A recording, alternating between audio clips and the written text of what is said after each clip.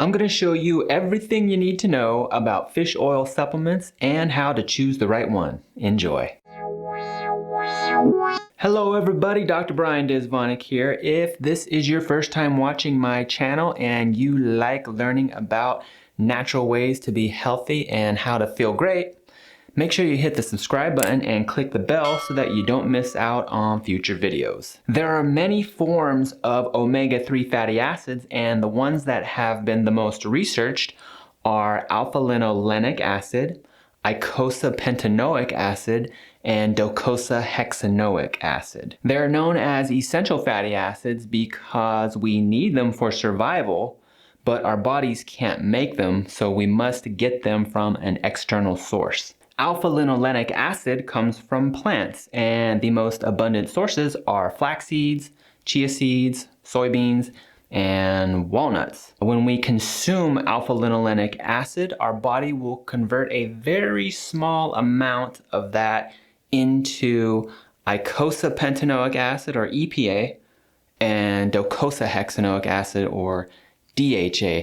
So in order to get an abundance of the EPA and DHA, you need to get it from a different source, and that's mainly from an animal source. And in this video, we're talking about fish oil. So that's the main source that you get it from. You could also get some EPA, DHA from algae.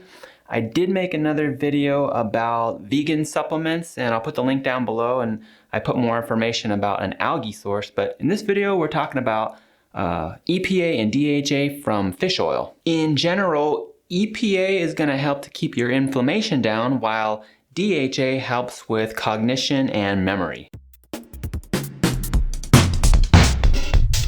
As with any dietary supplement, you want to make sure that the company producing it is a reputable company and that they are good manufacturing practice compliant, or GMP compliant, and you'll see this label on their products or on their website, so make sure that they have that. Finding a reputable supplement company could be a challenge, so for your convenience, here is a list of the companies that I am most familiar with and I have found to be reputable.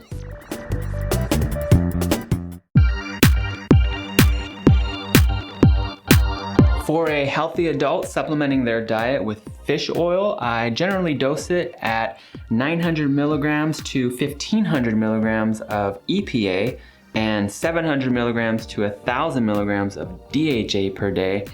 And for children ages 1 through 8, I cut the dose in half, so 450 milligrams to 750 milligrams of EPA and 350 to 500 milligrams of DHA per day. When you're reading the label of the product, you want to make sure that the manufacturer lists specifically how much EPA and DHA there is per serving. On this label, you can clearly see the breakdown of EPA, DHA, and total omega-3 fatty acids in one serving. If you do the math, you'll see that 1500 milligrams of EPA plus 1000 milligrams of DHA equals 2500 milligrams.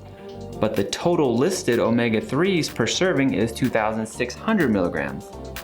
That means that the product has an extra 100 milligrams of something in there, and what it is it's other omega-3 fatty acids. So the point I'm trying to get across here is some manufacturers do not list the breakdown of EPA and DHA. They only list the total omega-3 fatty acids in the product. So when an uninformed consumer reads the label and sees that it has 2000 milligrams of total omega-3 fatty acids, they think, yeah, this is great. But you don't know exactly how much of the EPA and DHA is in the product if they don't list it on the label. So long story short, if you find a fish oil product where the manufacturer does not list the EPA and DHA in there, then just don't buy the product. It's not a good product. For your convenience, I listed my top 5 fish oil products down in the description below. In general, you want a product that is sourced from smaller fish like anchovies, sardines, and mackerel, because of the phenomenon of bioaccumulation. I can't get into the details here, but down in the description I listed a link to where you could read about bioaccumulation. Basically, it's just larger fish will accumulate more toxins in their lifespan versus smaller fish. So when you have a fish oil that has smaller sized fish, there's lower probability of it being contaminated. Also, you may have noticed that I did not talk about krill oil. Krill oil is an excellent source of EPA and DHA, and in some studies it shows that it's more bioavailable than regular fish oil.